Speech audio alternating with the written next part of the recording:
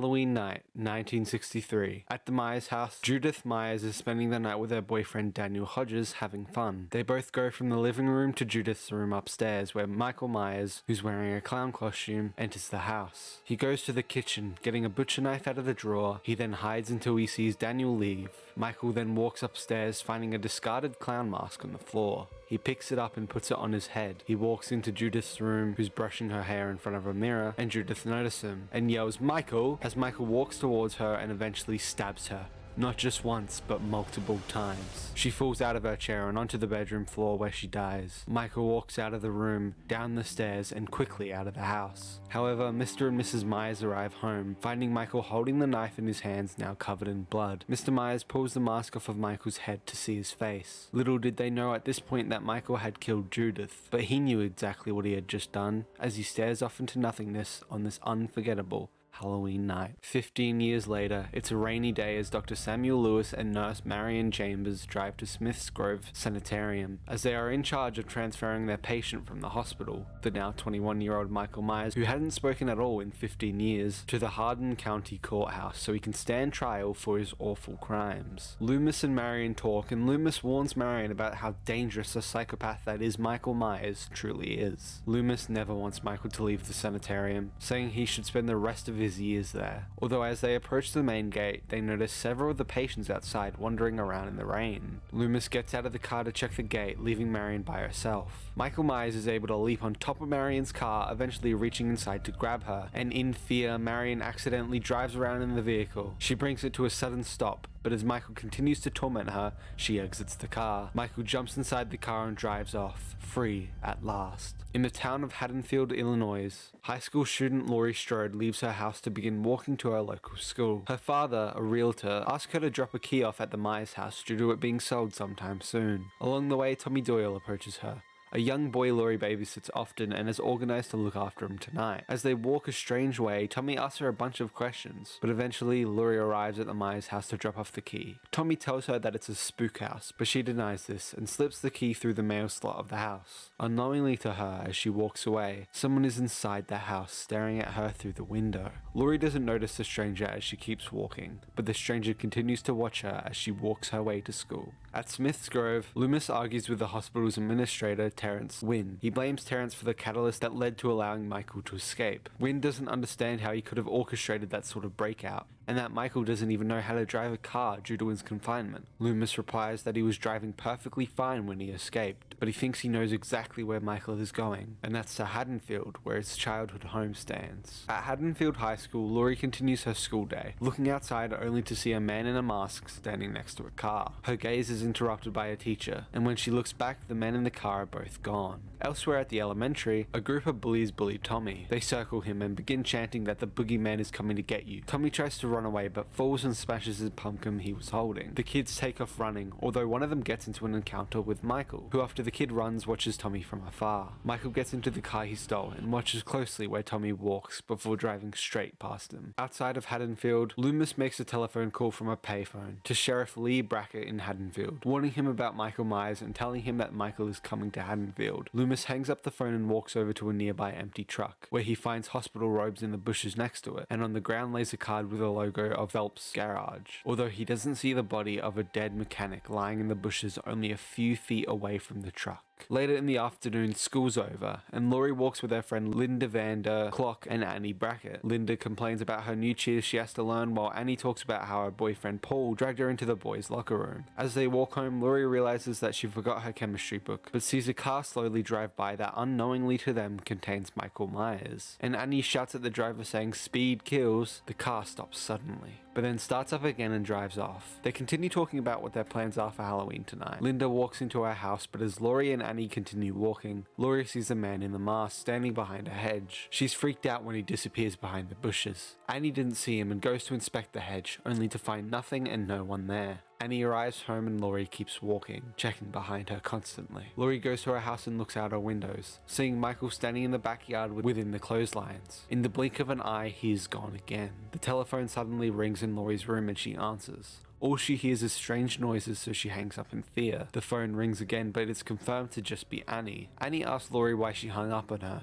and it turns out she had been simply chewing on food when she called the first time. She tells Laurie that she'll pick her up at 6:30, and at 6:30, Annie indeed picks Laurie up and they drive off. Meanwhile, Dr. Loomis arrives in Haddonfield, going to the cemetery where the graveyard keeper leads him to the grave of Judith Myers, the first kill from Michael Myers. When they get there, however, they discover that the gravestone is now missing. Loomis comes to the realization he came home. Annie and Laurie keep driving. Laurie has a pumpkin with her that she's going to give to Tommy to keep him occupied with carving jack-o'-lanterns. Annie is going to make Lindsay Wallace, who she's babysitting, sit through 6 straight hours of horror films. They keep driving, only to find Nicole's hardware store that's been broken into, where they see Annie's father, Sheriff Lee Brackett, standing outside. The alarm is ringing loudly as the sheriff explains that they only stole a Halloween mask, ropes, and knives. Annie and Laurie drive off, and only seconds later, Dr. Loomis arrives at the scene. He introduces himself to the sheriff and prepares to talk to him about Michael. As Annie and Laurie are driving, they begin talking, not knowing that Michael is following them in the stolen car. He stops when Annie drops Laurie off at the Doyle house. Annie then pulls into the Wallace house directly across the street. Michael gets out of his car and walks towards the house, watching Annie go inside and Mr. and Mrs. Wallace leave the house. Meanwhile, Dr. Loomis and Sheriff Brackett arrive at the old Myers house. They investigate, finding the partially eaten remains of a dog on the first floor. Brackett can't believe a man would do this, but Loomis reminds him that this isn't a man. They go upstairs and arrive at Judith Myers' bedroom. Loomis tells Brackett about the history with Michael Myers. He tells him how he spent 15 years studying Michael, only to determine that there was nothing inside the child's mind but pure evil. At the Doyle house, Laurie reads Tommy a King Arthur story, but Tommy says he would rather have her read comic books to him. He asks Laurie what the boogeyman is, only for Annie to call the house to see how Laurie is doing. Annie tells her that she set her up on a date with Ben Trauma, her crush. While Laurie is on the phone, Tommy looks outside and sees Michael across the street at the Wallace house. He runs to Laurie and tells her that he saw the boogeyman, but Laurie looks outside and can't see him. Annie, however, spills popcorn oil on herself and has to change clothes. Michael Myers spies on her from the outside and eventually drops a plant. The Wallace's dog Lester finds him and begins barking, but starts crying before quieting completely. Michael killed it. Elsewhere, Tommy keeps asking Laurie about the boogeyman, and she promises to keep him safe. Annie, however, is now outside, bringing her clothes to a laundry shed in the backyard. She hears the shed door suddenly creak and close, and then reopen, and she thinks that it might be her boyfriend Paul. She checks but no one's there, then continues to wash her clothes until the door shuts again. It's locked. She begins calling out to Lindsay, but she's in the main house distracted by a scary movie, and doesn't hear her. Paul calls and asks Lindsay to get Annie for her, so Lindsay hangs up on Paul and goes to find Annie. She frees Annie from the locked room, telling her that Paul called. They go back inside and Paul is ready to see her. Unknowingly to her, Michael is staring at her through the window, and he decides to take Lindsay across the street to the Doyle house to drop her off with Laurie and Tommy, but Michael is following. Laurie doesn't want to take care of 2 kids instead of just 1, but Annie promises that if she does take care of the 2, she might consider calling Ben and cancelling the date she set up for Laurie. Laurie agrees to this and Annie walks back to the Wallace house to get her car keys. She enters the garage and gets into her car, but notices how all the windows in the vehicle are suddenly completely fogged over. Michael Myers appears from the shadows and begins strangling Annie. She struggles to breathe until Michael pulls out his knife and slashes her across the throat, finishing her off. At the Doyle house, Tommy decides to play a trick on Lindsay and begins hiding behind a curtain. He looks out the window while hiding and sees Michael carrying Annie's body back into the Wallace house. He walks backwards and scares Lindsay, beginning to shout that he saw the bogeyman. Laurie runs over but calms him down, saying the boogeyman doesn't exist. Meanwhile, Dr. Loomis keeps an eye on the empty Myers house. He sees a group of kids approaching. They're daring each other to go inside the haunted house. From behind the bushes, Loomis scares them off by whispering in a scary voice, "Lonnie, get your ass away from there." The kids run, and while Dr. Loomis smiles at this, the sheriff appears and tells Loomis that he's starting to give up about the supposed threat of Michael Myers. Brackett says that if he's right and there is a slaughter, it's his fault for letting him go. Brackett walks away to keep investigating. Linda and her boyfriend Bob Sims arrive at the Wallaces in his van. They head over to Annie's house and discover that Annie's not there. They begin kissing inside the house where Michael Myers watches from the other room. Linda calls Laurie to see if she knows where Annie's gone. Laurie tells her that she's probably with her boyfriend and that she's now stuck watching Lindsay. Linda tells Bob the news about the house being empty for the night and they both go upstairs into the master bedroom. Someone calls but they ignore it. Linda asks Bob to get her a beer, so he goes and grabs her a beer, but hears the door slightly open. Michael appears and pushes Bob against the wall, choking him. Michael lifts Bob off the ground and then stabs him, pinning his body to the wall with a knife. Michael looks to his accomplishment. He then takes a bedsheet and puts it over his body. He places Bob's eyeglasses over the top of the sheet to try and fool Linda into thinking that it's actually her boyfriend. He enters the bedroom and Linda laughs. She asks for the beer that Bob was meant to get for her, but still, Michael does nothing. Linda gets up and decides to call Laurie again to find out where Annie is. As soon as Laurie picks up the phone though, Michael begins strangling Linda with a phone cord and eventually takes the sheets off as she slowly dies. Laurie puts Tommy and Lindsay to bed while outside, Loomis sees the same car that Michael stole on the street. Laurie decides to go over to the Wallace house to check up on Linda. She sees how all the lights are now off as she walks closer. She notices the door is locked, so she goes around the house, eventually finding a way inside. She hears movement upstairs and goes into the bedroom, only to find Annie's body laying across the bed, with the headstone of Judith Myers resting at the head of the bed. Laurie stumbles in fear and begins to cry. She hears something and turns around, only to see Bob's body swing at her. She runs to another wall, only to see Linda's body in a separate closet. Laurie runs into the hall, beginning to cry. Michael Myers appears from the shadow and slashes Laurie across her right arm from behind. The impact pushes Laurie forward, and she falls over the banister down the steps, cracking her ankle in the process. She runs away to the front to leave, but it's locked. So she runs to the back door, only for the handle to be blocked with a garden rake on the opposite side. Michael enters the room, and so in desperation, Laurie smashes the glass to release the handle. She manages to run outside and begins screaming for somebody to help her. She goes to the neighbor's house and begins pounding on the door, screaming for help, but they refuse to let her in, thinking it's someone pranking them this Halloween. She then rushes back to the Doyle house as Michael stalks after her. The door is locked and Laurie can't find the keys. She bangs on the door, shouting for Tommy to let her in. She throws a potted plant towards Tommy's window to wake him up. Tommy awakens, but not sensing the urgency in Laurie's voice, Tommy takes his time to go downstairs and open the door. He finally lets her in though, and Laurie tells him to lock Lindsay and himself in the bedroom upstairs. Laurie finds the phone is dead and the window is open. She grabs a knitting kettle and Michael suddenly appears in the living room. He tries to stab her, getting the knife stuck in the couch, which gives Laurie enough time to be able to stab him in the neck with a needle, knocking him down. She throws the knife away as she rests on the couch. Outside, Brackett finds Loomis, who confirms that he's close by. Laurie hobbles and hugs the kids. She tells them that there's nothing to be scared of. But the kids see Michael and scream. She quickly makes sure the kids get back into their room and then runs into the opposing bedroom where she hides in a closet. Michael comes after her and begins to try and enter the closet as Laurie cries. Michael tries to reach her, but Laurie grabs a coat hanger and hits Michael with it before he can grab her, forcing him to drop his knife. She picks it up and quickly stabs him in the stomach, causing Michael to fall. Laurie goes outside the closet and sees what she thinks is the dead man. She goes to the kids' bedroom to tell them to go down the street to the Mackenzie's house and have the adults call the police.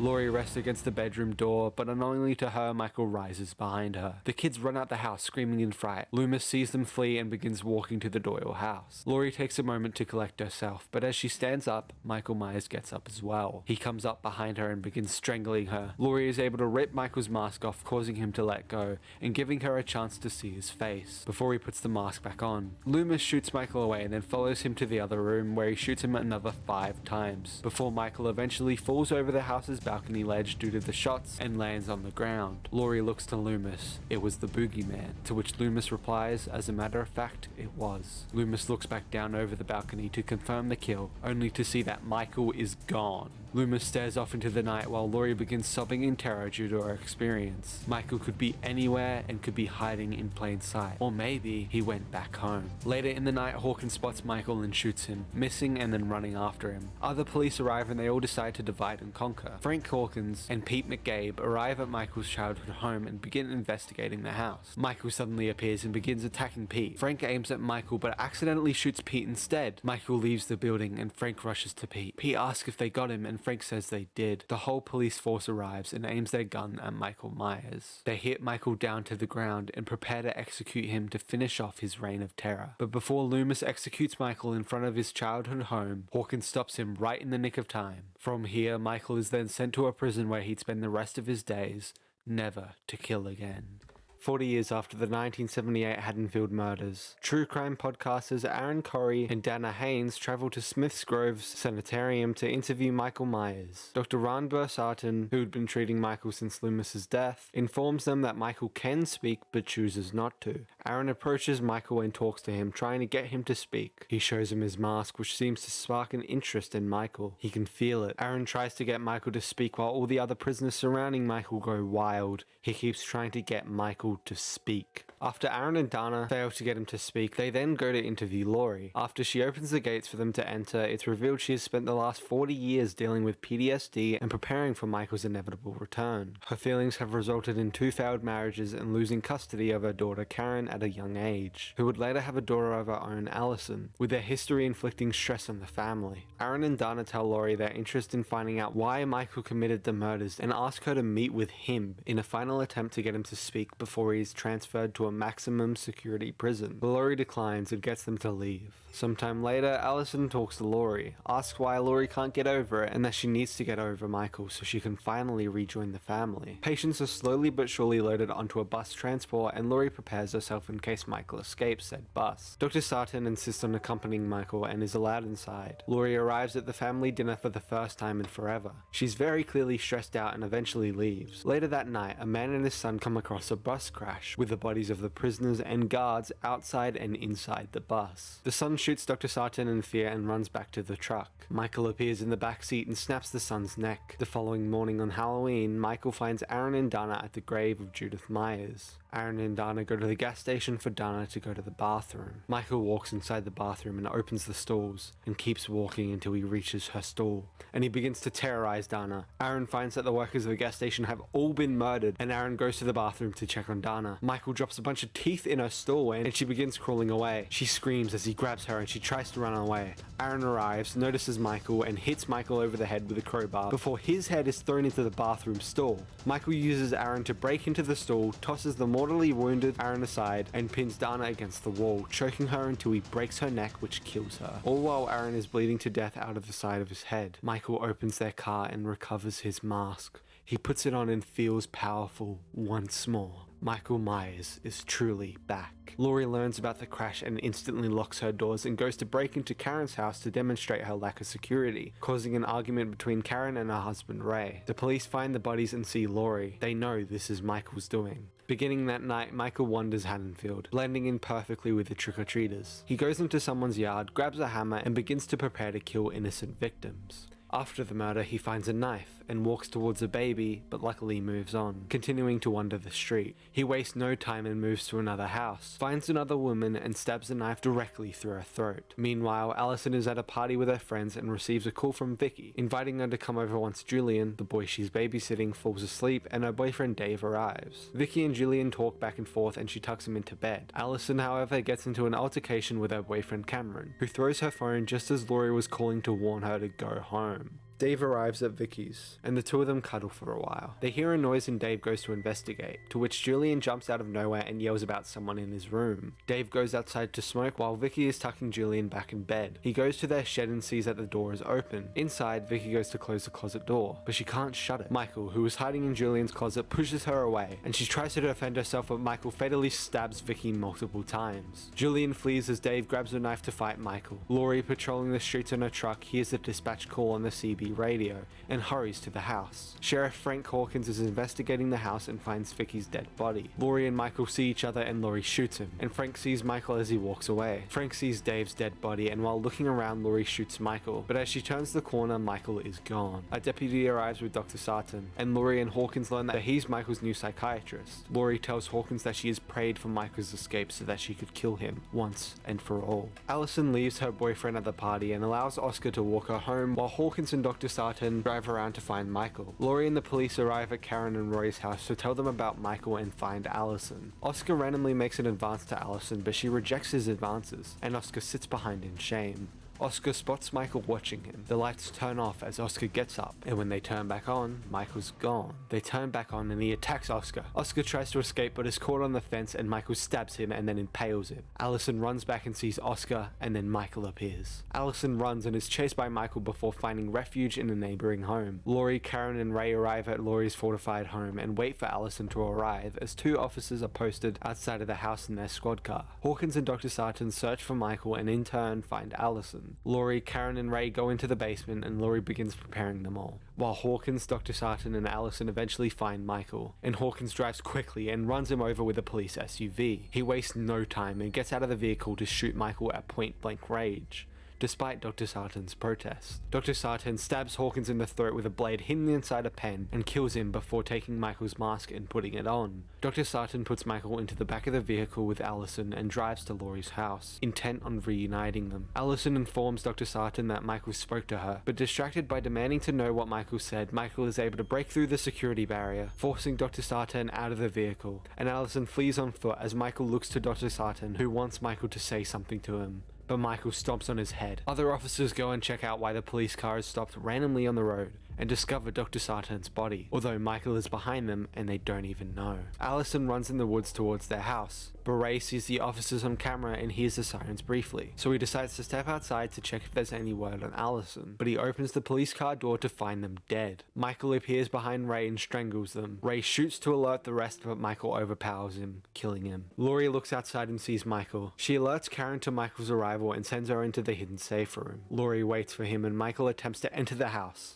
He tries to kill her immediately, but Laurie is able to aim and shoot 2 of Michael's fingers off. Laurie turns on all the lights on the outside of the house and waits downstairs with Karen. The hatchet opens and Laurie goes upstairs. Laurie goes searching for Michael and finds Roy lying dead inside a closet. She continues her search. Michael appears and rushes to her, trying to choke her, and she tries to stab him, but he grabs the knife and slashes her. She bites his fingers and he pushes her off the balcony. Michael looks at her from the top. Allison arrives at the house and Michael hears this, but when he looks back to the ground, Laurie is gone. Karen hears Allison and unlocks the safe room for Allison to head down. Michael looks around, trying to find out where they are. He tries to shake it out of the way, but it doesn't move. He tries more and more, but Karen grabs a gun and loads it. Michael gets it open but doesn't appear yet, knowing that they can just shoot him. Karen whimpers and cries that she can't do it, she can't shoot him, and she can't fight back. So Michael appears. Gotcha. Karen shoots him with a rifle and stuns him. Laurie appears from the shadows and attacks Michael. Michael fights back, but Laurie is able to send him tumbling down the steps into the safe room. Karen and Allison leave the safe room, but Michael gets back up and grabs Karen's ankle. Allison stabs Michael with his own knife multiple times until he lets go, and Karen kicks his face down and the two escape the room. Laurie flips the switch and metal bars spring into place, barricading the exit and trapping Michael in the safe room as it fills with gas. Laurie lights a flare and tosses it through the bars, saying goodbye to Michael, setting the room and Michael ablaze. The entire house lights on fire to ensure Michael's demise. Laurie, Karen and Allison escape and they hitch a ride in the back of a pickup truck coming down the road. The house is engulfed in flames, but Michael is nowhere to be seen. After leaving the party, Cameron calls the deceased Oscar just to be left on voicemail. He walks to a fence and sees the wounded Frank Hawkins with blood coming out of his neck. As Cameron runs to Hawkins' aid, he jolts back up while Cameron tries to help, and Frank tells Cameron he needs to die, and I'm the one who's gonna kill him. Tommy Doyle celebrates the 40th anniversary of Michael Myers' imprisonment with his longtime friends and survivors of the attacks, Marion Chambers, Lindsay Wallace, and Cameron's dad, Lonnie Ellum. Meanwhile, after their confrontation with Michael, Laurie Strode, her daughter Karen, and her granddaughter Allison are horrified when they see the firefighters heading to the burning Strode residence. Laurie screams, "Let him burn," but they go in to control the fire. One firefighter falls into the basement where he sees Michael, who kills the firefighter. Another firefighter offers his hand, not knowing where he is, only for Michael to grab it. The firefighters freeze as Michael walks outside the burning building. The firefighters grab axes and anything they can use, preparing to fight the monster. Michael single-handedly murders the firefighters one by one, using their own chainsaw against them. Michael wins. Karen and Allison, however, submit Laurie to emergency surgery to repair her damaged organs. Elsewhere, an elderly couple is relaxing and having fun until they hear something. They go to investigate and Michael scares them. Michael breaks through the window and slams the old man's head against the window before killing him. The woman calls the police before Michael stares at her, walking to a light, breaking it and preparing to use it to kill her. He finishes the old man, who was barely alive, with multiple different knives for fun, while the woman watches. Michael then walks away. The police find the firefighters dead, and an emergency alert informs Tommy, Marion, Lindsay, and Lonnie of Michael's escape. Vanessa goes outside to get in her car, hearing heavy breathing, and encounters Michael in the backseat of her car. She runs back into the bar to gather everyone, and they prepare to fight him. Tommy and the others walk to confront Michael as the car turns on. Tommy hits the window, but Michael drives away and crashes. But before they reach the car, Michael has already left. A gay couple who now lives in Michael Myers' home is celebrating Halloween, until a girl arrives saying her friend is bleeding. Another kid rushes inside and comes back out, proving to the couple it was all a joke. They tell the kids the story of Michael, and they all rush away scared. Karen and Allison tell the police all the information they can, and when they tell the officers about how they finished Michael, they are informed of Michael's escape. Cameron invites Allison to join him and his father to hunt down Michael, and Karen insists they don't go. Allison wraps up and puts the knife she used to stab Michael next to Laurie, in case he comes. Tommy and Lonnie gather all the weapons they have and more people to come over to help. They go and warn everyone to go inside, and those who have the strength to help fight to join him to hunt and kill Myers. Lindsay goes over to kids who are out having fun, and the kids tell them how a man in a mask is playing hide and seek with them. Michael is here, so she gets them to run away. Marion, Lindsay, Vanessa, and her husband Marcus are attacked by Michael. He jumps on their car and starts to terrorize them. Lindsay gathers rocks in a bag to throw at him while Vanessa is taken out of the car. They all struggle while fighting off Michael. One of their guns jammed and Michael starts to kill.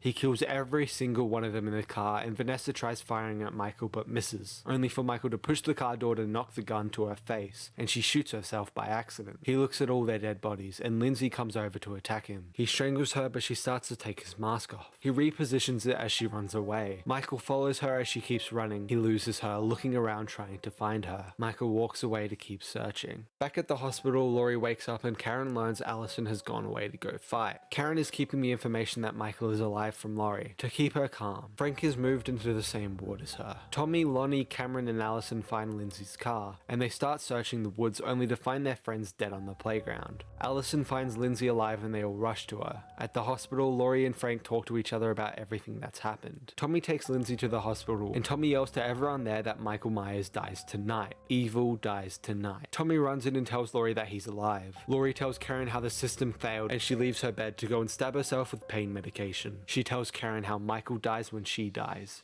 They die together. Back at Michael's childhood home, the gay couple hears noises from outside. They go to check the front door, but when they check if the back door is locked, it's open, and there's a bloody handprint on the wall. They prepare themselves with knives as they lock their doors. Back at the hospital, escaped convict Anthony Tivoli yells out loud and they think it's Michael, and the convict is chased by Tommy's mob. Back at the childhood home, they're still looking for the man in their house. Michael appears out of nowhere and attacks, killing one of them through their eyes. The other comes upstairs saying, "Michael, you've come home," as Michael heads towards him. At the hospital, they realize it's not him, but when they see Laurie is the one in pain, the sheriff begins to join the hunt thinking it is him. They all start trying to get up the stairwell, still thinking it's him. Karen rushes up the stairwell and knows the escaped convict is in there, so she tries to calm him down and locks him in a room so he can't be hurt. But to avoid being harassed by the Haddonfield citizens, Tivoli faces the difficult decision, being trapped by both sides, and when they start breaking the window, Tivoli breaks the window in front of him, and not knowing any other options, he jumps off the hospital window and commits suicide. They finally realize that it's not Michael Myers. Lonnie, Allison, and Cameron realize Michael is going back home, so they decide to head directly there. Tommy and Karen prepare to hunt him as well. At Michael's childhood home, Lonnie heads in alone. They hear a gunshot, so Allison and Cameron follow. They walk inside and look for Lonnie. They hear someone upstairs and go up only to find the gay couple's bodies. Cameron looks up and finds Lonnie's body in the attic, as Michael comes out and slashes Cameron with a knife. Allison grabs her shotgun and fires. Michael hits it out the way and Allison fights bravely with her knife, but he pushes her down the stairs and she breaks her leg. Michael then finishes Cameron and heads to Allison. He starts coming down the stairs, but Michael turns to Cameron and snaps his head. Michael continues down and Allison fights, but Karen appears and stabs Michael with a pitchfork. He looks at her, but she kicks his head in. She removes his mask and he tries to get up. She faces Michael in his eyes and taunts him, so Michael starts to head towards Karen as she runs away. Michael follows, wanting to retrieve his mask from her, but she keeps running as he keeps following. The mask is left on the ground and Karen successfully lures Michael to Tommy's mob down the street. Police cars arrive and the mob circles him. Michael grabs his mask and puts it on, preparing to fight for his life. He looks to everyone as he's swarmed by the mob. One by one he's beaten, but he takes out a few. He gets shot down to the ground and they beat him over and over again. Karen watches happily as Michael is beaten and slowly killed. Karen herself heads over, and as Michael aims to grab his knife, she picks it up and looks at him in the eyes as she delivers the final blow with the knife. The mob begins to disperse and congratulate themselves on their win, but when they go to ensure his death and prepare to shoot him directly in the head, Michael gets up and slits Brackett's throat. He then kills the mob one by one, over and over. He kills all of them, every single one. Tommy prepares to fight him and get his revenge, but Tommy is attacked by Michael, who stares him in the eyes. Michael then grabs his baseball bat and finishes the job, killing Tommy. At Michael's childhood home, Karen heads upstairs and goes to his sister Judith's room. Looking out the window, she breathes in relief that Michael is gone. But Michael appears and stabs her. Laurie seemingly feels this happen as Michael takes one final victim this Halloween and kills Karen. He looks outside his sister's window like he did so many years ago and breathes heavily. He's nowhere near finished. Michael is back. And he's more dangerous. He's been watching me. Just like the first time. What are you gonna do when Michael comes back for you? Because he is coming. I know you're here. Come and get me.